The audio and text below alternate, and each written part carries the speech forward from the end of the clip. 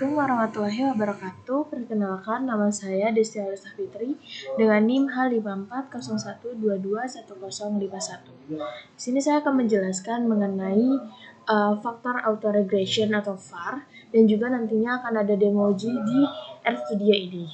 Tapi sebelum itu, apa sih VAR tersebut?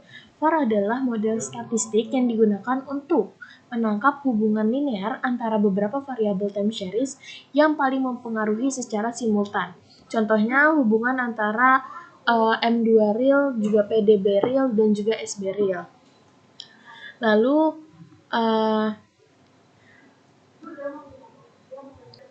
Lalu siapa sih VAR itu diperkenalkan gitu. VAR itu diperkenalkan oleh Christopher Asim pada tahun 1980 yang dimana sebagai solusi atas masalah endogenitas dalam model ekonometrika. Kapan sih VAR ini digunakan? Yang pertama biasanya digunakan terdapat hubungan simultan antar variabel. Yang kedua biasanya ingin menganalisis dinamika hubungan variabel dalam jangka waktu tertentu. Dan yang ketiga, variabel-variabel tidak dapat sepenuhnya dipisahkan sebagai bebas dan juga terikat. Nah, selanjutnya gimana sih VAR itu dapat digunakan? Yang biasanya yang pertama adalah di ekonomi makro yang misalnya kayak PDB, inflasi, dan juga suku bunga. Yang kedua itu di keuangan, misal kayak jumlah uang beredar, e-money, dan lain-lain sebagainya. Dan yang ketiga ilmu sosial lainnya yang menganalisis data time series. Nah, mengapa sih VAR ini digunakan? Yang pertama mungkin karena teori ekonomi sering tidak cukup dalam membentuk hubungan dinamis antar variabel. Yang kedua, mengatasi masalah simultanitas dan juga endogenitas. Terus yang ketiga, memudahkan peramalan tanpa harus menentukan variabel bebas dan terikat secara tegas. Nah, bagaimana sih uji VAR ini? Yang pertama itu uji stasioner variabel, yang kedua tentukan lag optimum menggunakan AIC, SIC, dan lain-lain. Yang ketiga lakukan uji kausalitas Granger, yang keempat estimasi model VAR, yang kelima analisis hasil IRF atau Impulse Response Function, dan FEVD atau Correction Error Variance Decomposition, dan yang terakhir adalah uji stabilitas dan kointegrasi. Nah, sekarang kita akan memasuki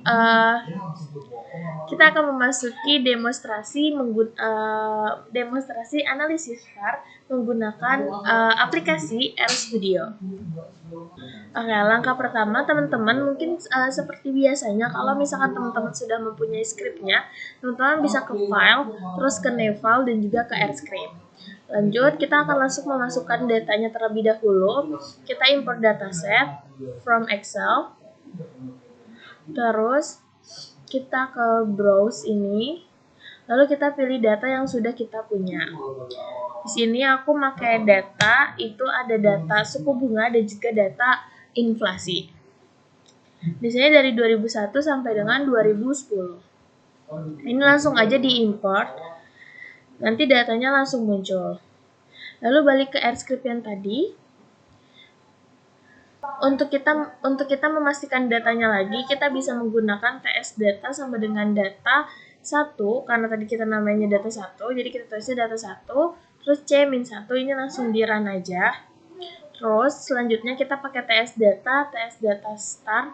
Nah, kan kita tadi datanya itu dari 2021, jadi ini aku masukinnya 2021 dan frekuensinya 4. Kenapa? Karena di setiap tahunnya itu kuartalnya ada sampai 4. Jadi ini kita run aja. Nah, terus ini kita run lagi aja. Nah, ini bisa dilihat ya datanya sudah benar. Ada suku bunga dan juga ada inflasi dari tahun 2021 dengan kuartal 1 sampai dengan 2010 sampai kuartal 4. Lalu kita masuk ke dalam uji stasioner. Ini kita masukin plot TS data, kita run. Nah, ini udah keluar plotnya. Mungkin kita langsung masuk ke ADF tes datanya untuk kita menguji stasionernya. Bisa di run lagi aja. Jangan lupa kalau misalkan kita mau uji stasioner ini, kita juga harus mengaktifkan si package-nya yang ATSA ini. Nah, selanjutnya kita masuk untuk mengecek lag optimum kita. Ini var, kita harus mendownload package-package yang memang diperlukan, yaitu ketik aja di install ini, itu ada di sini ketik aja vars, terus langsung install aja yang ini, yang atas, ini langsung diinstal aja. Terus juga satu lagi, ada kita harus menginstal lagi.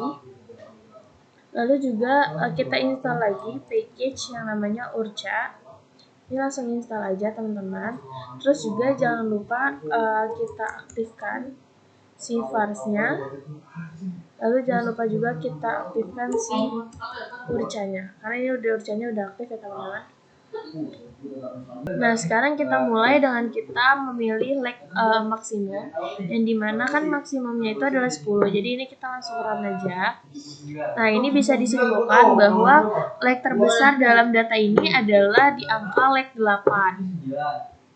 Nah, lalu kita cek lagi dengan menggunakan var, yaitu var sama dengan var ts data. Nah, si p-nya itu karena tadi lag-nya kita 8, jadi kita ganti ke 8. Terus type-nya kita pilih di salah satu yang dari si package-nya itu, yaitu kita ngambil yang cons, terus kita langsung run. Nah, kalau sudah, kita masuk ke dalam cek stabilisasinya dengan menggunakan roots var. Ini lanjut aja kita run. Nah, di sini nilai roots-nya itu ada di bawah angka 1. Jadi, berarti secara kestabilan itu dia sudah terpenuhi.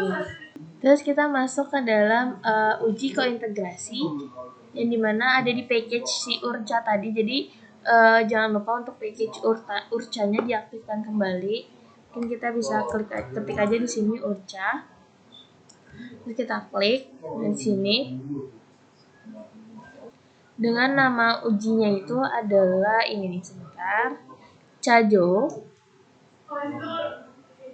Nah, ini langsung aja kita ada coins Cajo, TS data type C, trans dan lain-lain. Ini langsung aja kita run. Kalau udah, kita langsung ke summary coins stand-nya.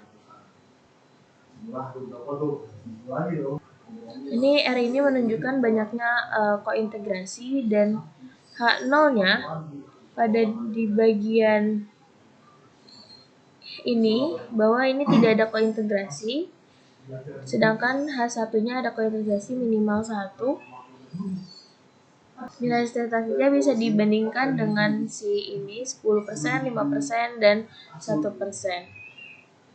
Terus masuk ke dalam membuat model var, yang dimana ini masukin aja model var ts data, p-value-nya tadi kita 8, jadi kita masukin angka 8 lagi.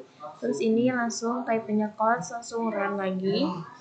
Nah, kalau udah, kita akan masuk ke dalam uji kausalitas generate, yang dimana ini tinggal di copy aja, tinggal ini lagi, ini ganti dengan SB, sedangkan yang ini ganti dengan INF, karena tadi kita pakainya suku bunga dan juga pakainya inflasi. Ini kita run.